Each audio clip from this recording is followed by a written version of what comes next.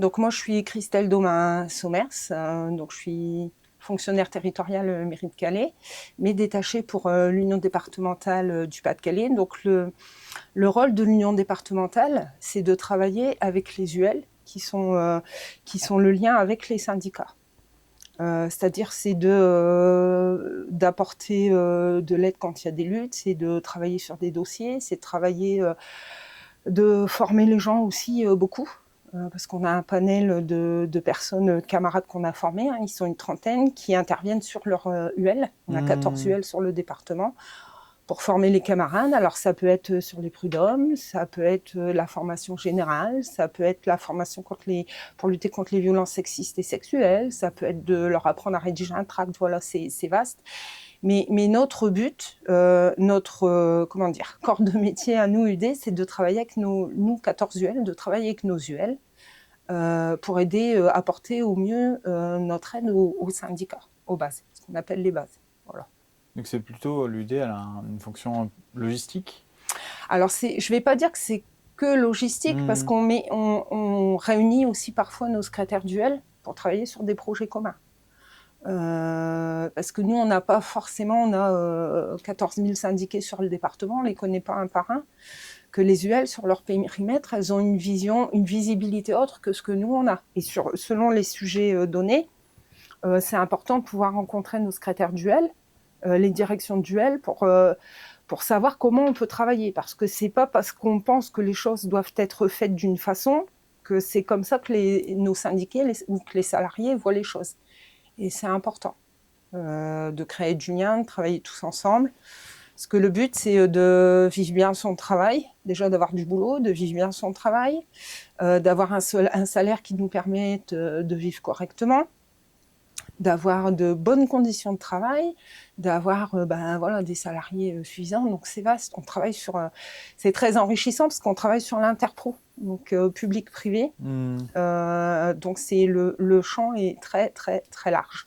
On peut faire plein de choses en fait.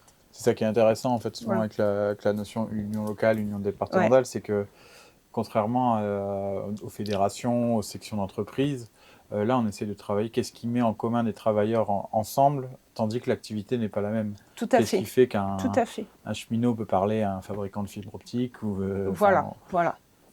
Et même les formations, elles sont. Moi, j'interviens sur des formations. C'est hyper enrichissant humainement. Parce que parfois, moi, j'aime bien qu'ils me parlent de leur métier. Et tu vois que la plupart des gens, 99% des gens, c'est comme l'ADN. C'est de l'ADN en eux peut-être, sont fiers de leur travail, sont fiers de leur outil de travail, sont fiers de leur entreprise. Et que parfois, ce qui leur pourrit la vie, c'est qu'on ne leur donne pas les moyens de travailler correctement. C'est-à-dire qu'on a du travail, on leur prescrit un travail, ils ont des fiches de poste, des fiches de travail, sauf que le travail réel, c'est pas ça. Leur ressenti sur leur outil de travail, dans leur entreprise, c'est parfois pas ça. Moi, j'ai vu un copain qui travaille c'est une usine près de Saint-Omer où il fabrique des bouteilles. Donc, qui dit fabrique de bouteilles, c'est du verre, c'est de la chaleur, c'est des fours, c'est Alpha Glace. Et le copain, donc je lui demande de me parler de son métier, tout ça. Et il aime bien son métier, mais il a 60 ans et son métier, il est usant, parce qu'ils sont toujours dans la chaleur, ils sont toujours dans le bruit. Et puis, à un moment, il y a une manipulation à faire sur une machine très régulière pour éviter que le verre chaud, il s'accumule. Enfin bref, je ne sais plus très bien, c'est pas mon métier, mais c'est ce que j'ai compris. Et donc, on a une ligne avec des bouteilles en fusion qui arrivent. Et eux, ils sont obligés, ils sont à califourchon sur cette ligne, un pied d'un côté, un pied de l'autre, pour aller travailler sur les machines derrière. Et on se dit, mais c'est pas possible. On peut pas travailler tous ensemble pour que vous ayez d'autres conditions de travail, que la peur de tomber sur du verre en fusion, de tomber au sol, de se casser quelque chose, parce que on voit sur la vidéo qu'il m'a montré les bouteilles qui passent, eux à califourchon, puis ils vont là-bas derrière cafouiller dans je ne sais quoi. Donc tout ça, et ça nous permet aussi. Et moi, je veux que dans l'avenir, on puisse aller à la rencontre des salariés sur leur lieu de travail, enfin de nos syndiqués en priorité, mais aussi des salariés, parce que c'est aussi une remise en question peut-être aussi de certitudes qu'on a sur certaines professions. parce qu'eux, ils la vivent autrement, et ce que nous, on pense qui est bien pour eux, c'est pas forcément ce qu'ils pensent bien eux, directement. Et puis voir comment on peut travailler ensemble sur... il y a aussi des gens qui interviennent dans cette usine autrement. Il n'y a pas que des gens qui fabriquent des bouteilles. Quel corps de métier intervient dans cette usine? Qui répare les machines, par exemple? Qui nettoie? Qui vient chercher ce que vous fabriquez? En plus, là, c'est beaucoup d'exports. C'est des bouteilles de vodka qui sont très, très belles, où il y a de l'acide qui intervient parce que c'est un peu ombragé, tu vois. Tu as différentes formes de verre. Donc, tout ça, on a plein de corps de métier qui interviennent sur la fabrication de bouteilles, mais on ne sait pas lesquelles. On ne sait pas quelles entreprises, on ne sait pas les conditions de travail, on ne sait pas les salariés, comment ils vivent tout ça. Donc ça, je pense qu'il faut que ça, c'est à creuser. Alors c'est un travail de longue haleine, parce que je pense aussi que parfois Quand on tu serait... dis on sait pas, c'est en tant que... Enfin, quand je dis on, c'est l'UD. C'est les camarades de l'UD, parce que je ne suis pas toute seule, c'est heureux. Comment on peut appréhender ça pour travailler mieux ensemble? Sur des convergences de lutte, sur des convergences d'idées. Alors, normalement, quand on a la CGT, on a toutes et tous les mêmes valeurs. Donc, ça devrait être beaucoup plus facile pour avancer. Greg, notre secrétaire UD, a déjà fait un énorme travail là, sur ces 4 mandats. Là, on a notre congrès bientôt. On va avoir une nouvelle CE avec beaucoup de nouveaux arrivants et nouvelles arrivantes. Beaucoup de femmes, ce qui me fait très plaisir. Donc, comment on va avec plein de professions différentes. Hein. On a la FAPT, on a la SIA, c'est un bailleur social.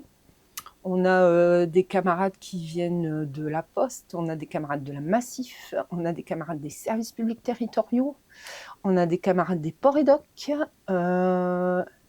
Donc, comment on fait pour travailler tous ensemble avec les autres et pour les autres? Avec quel commun on fabrique, qu'est-ce qui peut faire qu'on va trouver un axe commun qui va faire qu'on va y arriver tous ensemble? Voilà. Je pense pas que c'est utopiste qu'on peut y arriver, on a les mêmes valeurs, donc je pense qu'on peut y arriver. Justement, je parle d'utopie. Tu vois, quand on est dans un syndicat, c'est jamais forcément des victoires qu'on collectionne. Ça, c'est beaucoup de... C'est quand même... Enfin, on va dire, sur les 40 dernières années, on va dire, depuis la contre-réforme... on va dire, on se prend quand même pas mal de tôle, quoi. Oui. Qu'est-ce qui fait qu'on continue quand même encore à croire... Alors, ce qui fait qu'on continue, c'est que peut-être sur 40 dossiers, on va en perdre 39 et que le dernier, c'est celui qui va te faire plaisir parce que tu vas y arriver. Et que enfin, je vais pas dire que c'est un sacerdoce, ce serait beaucoup, mais si on perd la foi, si les salariés ne nous ont plus, nous, les syndicats, ils se retrouvent seuls, en fait. Et on est les contre-pouvoirs, et c'est important qu'on soit là. Alors oui, des fois on perd, mais on perd avec panache, on perd avec fierté, et moi c'est ce que je dis toujours, moi je suis un boomerang, plus on va me lancer loin, plus je vais revenir vite. Je lâche jamais rien, je ne lâche jamais personne,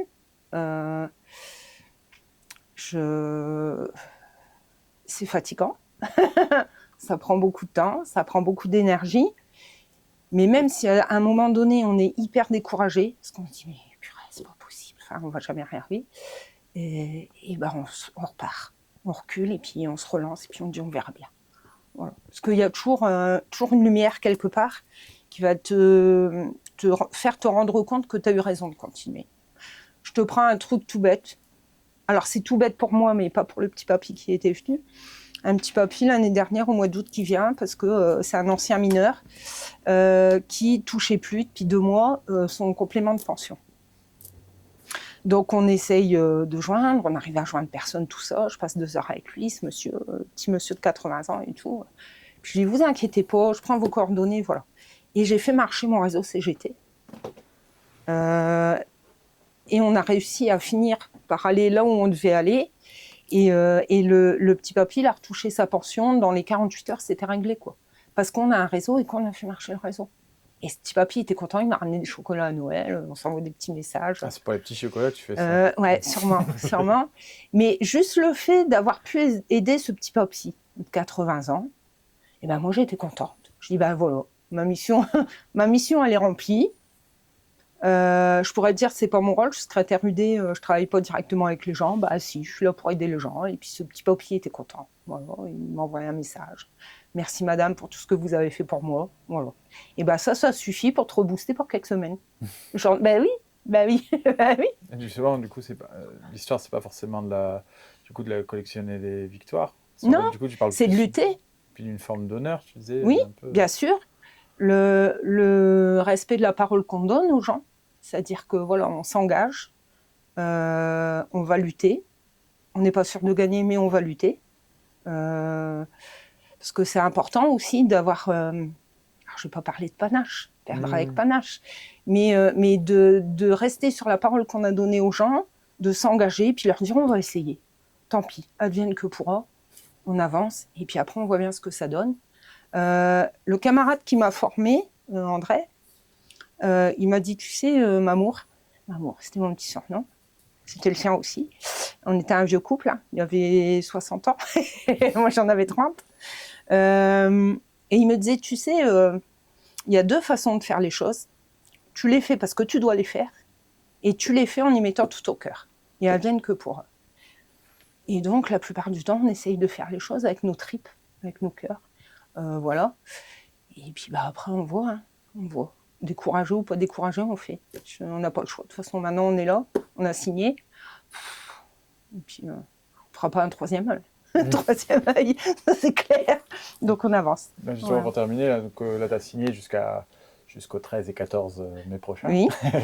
Donc là, il y a la suite qui sera peut-être amenée à se faire. Ce serait quoi l'UD pour c'est combien de temps? C'est 3 ans 3 ans, oui. Donc les 3 prochaines années, c'est quoi les lignes que vous essayez Alors, de les lignes tracer qu'on essaye de tracer, notre document d'orientation, c'est de renouer les liens. Parce que parfois, avec la Covid, on s'est rendu compte qu'on était un petit peu isolés, chacun dans notre coin, tu vois, depuis cette époque. Et puis, de dire on travaille tous ensemble, à savoir ce qu'on peut mettre en place pour avancer tous ensemble. Voilà. Parce qu'on a des valeurs, on a des principes, et entre deux, il faut qu'on voit ce qui nous raccroche les uns aux autres en dehors de ça, en dehors de nos principes, et des principes et des valeurs auxquels on adhère quand on syndique à la CGT. Donc, c'est le but. Renouer des liens, se rencontrer autrement, échanger, parler, avoir le droit de ne pas être d'accord, s'engueuler, dans le respect. Après, boire un coup ensemble, manger ensemble, et puis on en reparle en mangeant, et puis voilà, ça va beaucoup mieux, on s'engueule pas, et on avance. Ça arrive aussi parfois. Donc voilà, c'est de recréer du lien et de travailler tous ensemble, en fait. Syndiqués, syndicats, UL, UD. Tu vois, la difficulté là, actuelle, c'est de réussir à sortir un peu du travail qu'on a quand on est à l'union locale même dans sa section syndicale, de lever un peu la tête et se dire ah tiens, d'aller se dire mais en fait on peut peut-être aller chercher des ressources à l'union locale, à l'union départementale, et c'est quelque chose dont on n'a pas forcément le réflexe. Alors ça on le fait en plus moi de par mon action d'intervenante sur les formations, j'ai un lien avec les syndiqués, tu vois, directement. Et on se rend compte de certaines choses et on se dit il faut qu'on travaille peut-être autrement sur certains sujets. Parce qu'on est des militants de 30 ans, donc on a peut-être des certitudes qui sont pas les bonnes et qu'il n'y a que les imbéciles qui ne se changent pas d'avis, et peut-être que le fait de travailler autrement, on va voir les choses autrement et ça va nous permettre d'avancer différemment. Voilà. Il n'y a pas de raison. Hein. J'ai déjà pris des rendez-vous avec les camarades de l'UL de Boulogne, avec Capécure, avec des camarades aussi d'une grosse usine de la chimie ici, où j'ai dit bah, moi j'aimerais bien, est-ce qu'on peut venir vous rencontrer? Bah oui, les copains ils sont contents en fait. Tu te rends compte qu'ils sont contents. Quand on te dit bah voilà, les camarades, on a des copains de l'UD qui vont venir vous voir, vous allez nous parler de votre travail. Vous allez nous parler de votre syndicat. Vous allez nous parler de vos syndiqués.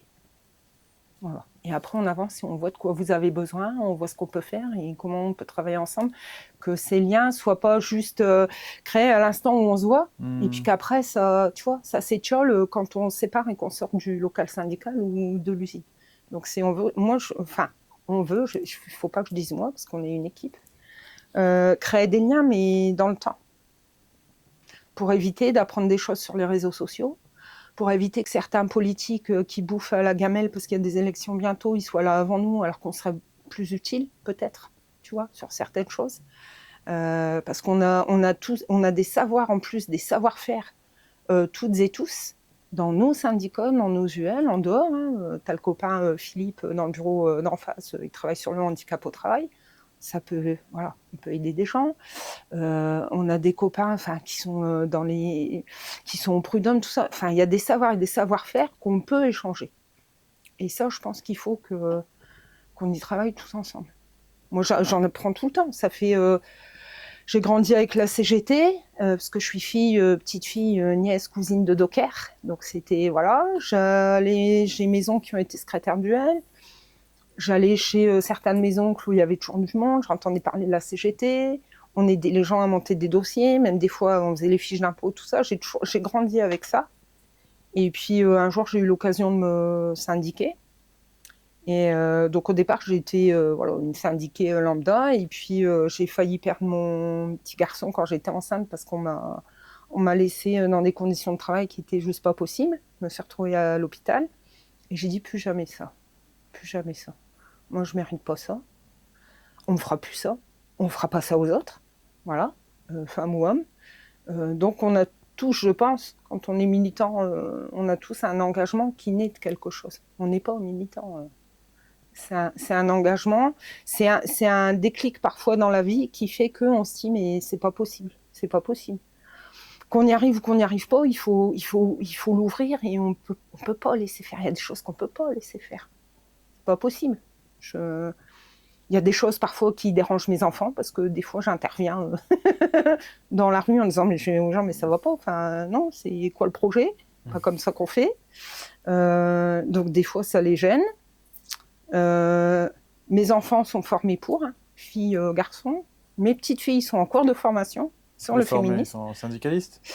Non, mais ils sont très engagés. C'est-à-dire que quand on est à la maison, j'ai mon fils, ma fille, le compagnon de ma fille, des fois, le pauvre, il est un peu en retrait parce qu'on parle de politique, on parle de syndicalisme, on parle de travail, voilà. Donc lui, il n'est pas trop dans ce move-là, donc voilà. Mais moi, je veux surtout qu'ils aient un avis et qu'ils donnent. Et que même s'ils sont le seul à penser ce qu'ils pensent, et ben qu'ils le disent haut et fort parce que voilà, ils pensent et ils ont le droit de le penser. Et mes petites filles, c'est pareil, elles sont ma fille, qui les élève très bien d'ailleurs. C'est pas parce que c'est ma fille, mais elles sont déjà en capacité de réfléchir à certaines injustices, tu vois. Aussi petites qu'elles sont, elles ont 11 ans et demi et 8 ans bientôt la deuxième. Et elles sont déjà en capacité de râler. Non, elles râlent tout le temps. C'est pas juste, c'est pas normal. Pourquoi c'est comme ça ? Pourquoi il fait ça ? Voilà, donc tu vois, elles posent des questions, elles ont envie de savoir, et nous, on peut répondre à leurs questions. Alors, notre esprit militant, mais on fait tout pour qu'elles puissent, qu'elles sachent qu'elles ont le droit de s'exprimer. Qu'elles ne peuvent pas contrôler ce que les autres disent et qu'on s'en fout de ce que les autres disent ou pensent de nous, parce que de toute façon, on n'en a pas de contrôle. Que la parole donnée, c'est important. Quand tu donnes ta parole à quelqu'un, c'est important de la tenir. Voilà. Et puis la fierté de ce qu'on fait, de ce qu'on apporte aux autres et de ce qu'on laisse après. Voilà. Moi, ma priorité, c'est de savoir quelle société je vais laisser après mon départ. Et même si la société elle est pourrie, je saurais que j'ai lutté pour autre chose, pour le bien-être mes enfants, mes petits-enfants, mes arrière-petits-enfants peut-être, et puis des gens autour, quoi. Parce que il faut se rebeller. Tu dis un truc intéressant, tu dis aussi le syndicalisme, enfin en parlant de ta petite fille, mais en gros le syndicalisme, il a cette fonction-là aussi, c'est de tout faire pour pas laisser les gens sans réponse. Oui. Que ce soit oui, non ou crotte, apporter une réponse aux gens, c'est important. De l'écoute et de la réponse. Ouais. Parce que même si tu leur dis on peut rien faire ou voilà, mais t'apportes une réponse.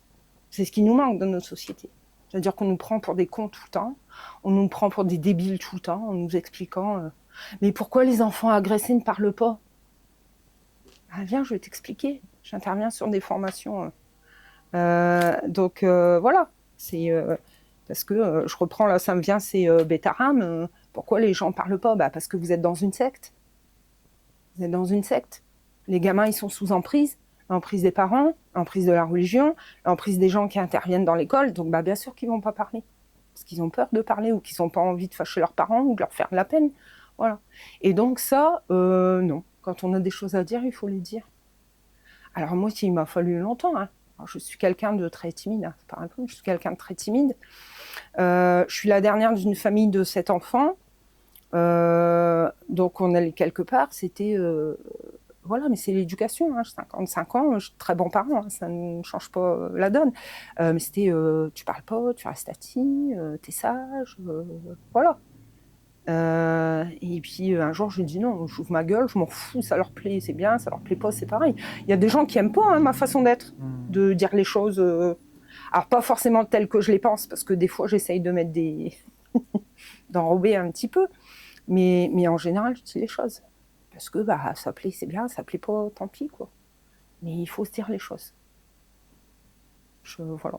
Est-ce que tu as quelque chose à rajouter? Non, vive la CGT. C'est pas mal.